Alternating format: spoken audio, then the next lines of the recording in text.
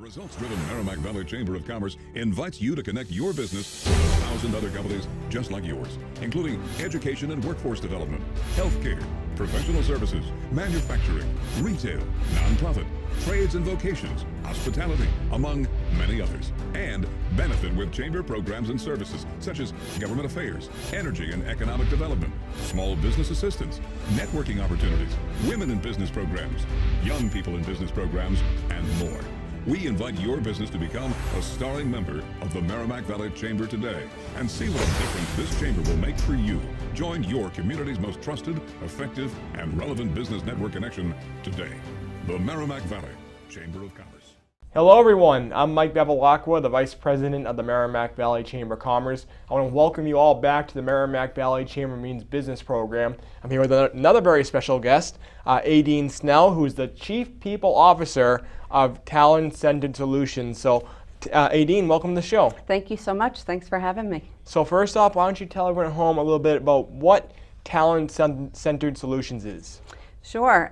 Talent Centered Solutions provides consulting to organizations that are looking to attract, retain, develop, and inspire their employees. So the name Talent Centered really comes from human centered. So it's a human centered approach in organizations. And I work with organizations to achieve their goals. Yeah, I think that's, it's great. First off, congratulations. I learned that you opened this business just about less than a year ago. Yeah. So congratulations to you. What made you say, I need to start a business called, Talent Centered Solutions? What was your driving force behind that? Sure. Well, I've been doing this work for a long time for nonprofits and was recently laid off. And as the current workforce is changing and the future of work is unknown, I wanted to use my resources and my talents to help organizations to manage that kind of unpredictability.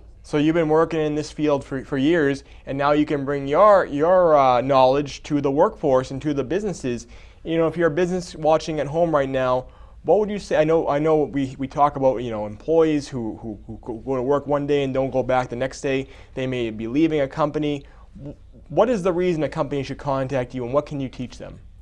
Well, the landscape is changing, and employers need to move with that. And it's not a one-size-fits-all. So you need to listen to your employees, and that's the key, is to listen to them and see what they want. And again, that's not a one-size-fits-all. So hearing everybody's voice, giving them an opportunity to have a voice.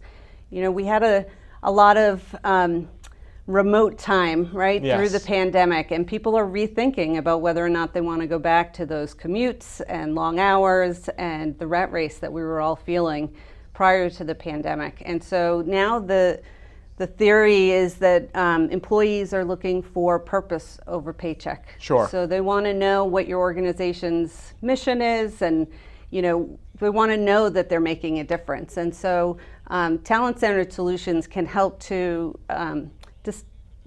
navigate and identify areas of opportunity. So working with current data that the employer has, or maybe obtaining a new, an engagement survey for employees to hear, what's going on and what's important to them. Yeah. That's great. And what does the data, you mentioned data, you mentioned the surveys. What does that show a business that they need to know?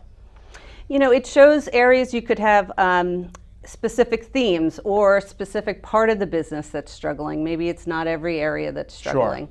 Sure. You might need to look at culture change or change management, which is looking at the human side of change. So often we implement a new IT program, but we don't think about the employees who have to make a behavior change, right? And so really looking at the employees and making sure that you're giving them the attention, the development skills, the training and support that they need to be successful.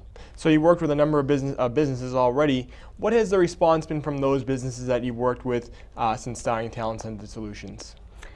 So really my goal is to help you achieve your goals as an organization. So I have been successful in helping organizations improve their Net Promoter Score, which is a likelihood to recommend. Okay. So your consumers, happy consumers, come back, right? And that's what keeps the business running. But you have to have happy employees in order to have happy consumers. Sure. So that's one aspect of it.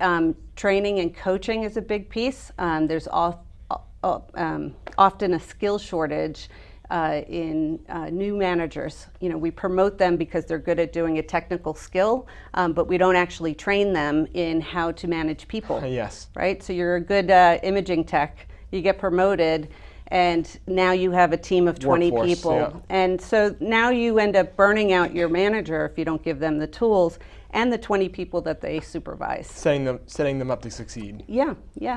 So how do people learn more about your business? How can they contact you?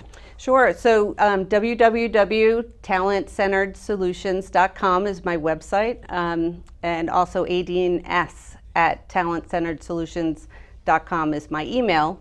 Those are the best, easiest ways to find more information. Yeah. And I'd be happy to have a quick conversation and see how I can help. And we talked about working with the businesses. You also work with employees, correct? I do. I work with employees, providing coaching. It's a big challenge to get staff off the floor to actually do a group training. Mm-hmm. So businesses will often hire a coach where, employees can check in and ask questions in management struggles that they're having. Sure. How to motivate their staff or how to have difficult conversations. I used to work in employee assistance programs, so it's kind of employee assistance, but not the mental health piece. It's really just trying to help them be successful at their job and develop their communication skills. Yeah. But I also coach people outside, so if organizations aren't providing coaching, but somebody wants to grow in their profession, I provide coaching for those individuals. I do some returning to career transition type coaching, Sure. Career coaching. And I also have a little passion project of working with individuals on the autism spectrum. Oh, that's great, yes. I'm a big proponent of neurodiversity in the workforce. Yeah. And so I enjoy coaching individuals in preparing for interviews. Interviews are a little tougher for someone Sure. on the spectrum. Yeah. And so I'll work with them to know what to prepare for and how to stay focused at the interview and perhaps even disclose some information about their strengths and weaknesses. No, it really is a great opportunity because, as we mentioned, the workforce's role is changing as COVID came along. The needs of employees is changing also, and you have all the experience in working with these different jobs and roles throughout the spectrum, so it really is a great opportunity. If there's a business watching today, do you work with any business throughout the Merrimack Valley? And the other question I was going to ask is, why should a business contact you? If they're a business watching home, what would you say the key reasons are they should be contacting you to work with you? Yeah, I work throughout the Merrimack Valley and even beyond. We've become a very remote workforce, so Sure. we're much more flexible, but I also come on site. And I think I bring a unique perspective because I'm very down to earth. I've been on various sides. I've been on the HR side of the business and I've been on the business side.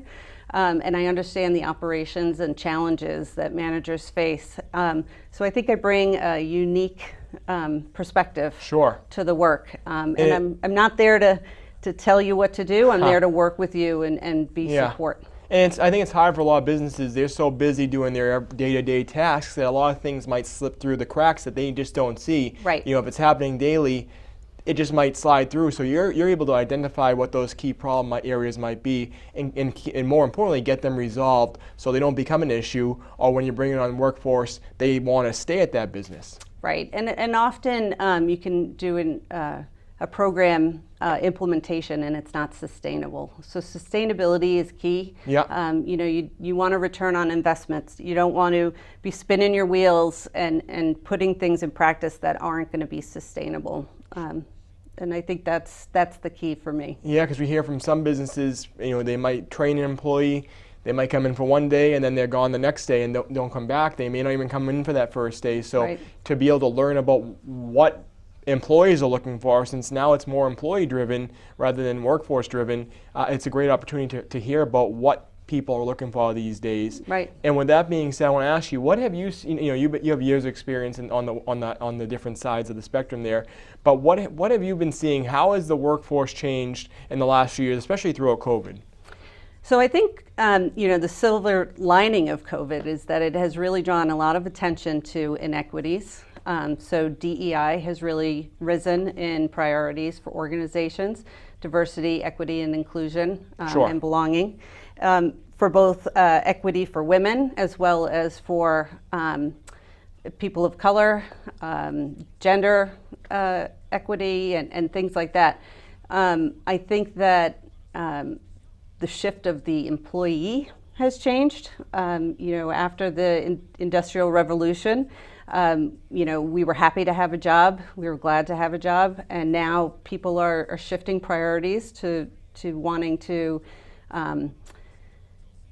have a balance, a work-life Sure. balance, and they're worried. They've been taking care of their health through COVID and things Yep. like that. So employers need to do more to attract. So they need to look at their benefits. They need to look at the flexibility of working, whether it's working from home or a hybrid model. Things are really shifting, and obviously that's different for every employer. But they need to make employee engagement a priority. Yeah, I know it's, working with our member businesses, the key issue we hear from, it doesn't matter if it's a manufacturer, hospitality, whatever it might be, is the workforce, hiring new people. It's almost impossible right now. So to have this opportunity to bring you in, to to work with the businesses so you can identify those key areas where they're missing, it really is a great opportunity. So thank you again for being here today. And just one more time, can you tell everyone at home how to best reach you? And then just again, why they should be contacting you one more time. Sure. So you can reach me at www.talentcenteredsolutions.com and call me to attract, retain, develop, and inspire your employees to help reduce your turnover and implement programs that are going to make people want to work for you. Perfect. Well, Adine, I want to thank you again for being part of the episode today here at the Merrimack Valley Chamberlain's Business Program. Congratulations again on starting your own business as well. Thank you. We look forward to hearing more and learning more about your business. But thank you again for being here today. We appreciate it. And I want to say thank you all at home for watching another edition of the Merrimack Valley Chamberlain's Business Program. We look forward to seeing you next time, and thank you for watching. Thank you.